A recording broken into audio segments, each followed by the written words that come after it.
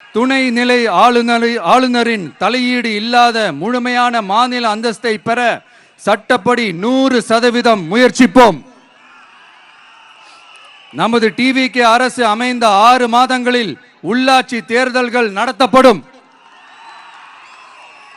25,000 ரூபாய் மகப்பேறு உதவித்தொகையாக வழங்கப்படும்.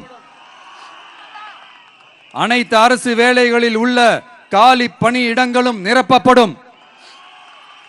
100% பயிர் காப்பீடு வழங்கப்படும்.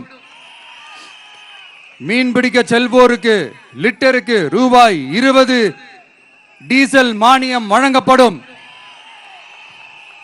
ஒவ்வொரு குடும்பத்திற்கும் ரூபாய் 25 லட்சம் மருத்துவ காப்பீடு வழங்கப்படும். வறுமை கோட்டிற்கு கீழ் உள்ள குடும்பங்களுக்கு 200 யூனிட் வரை கட்டணமின்றி மின்சாரம் வழங்கப்படும்.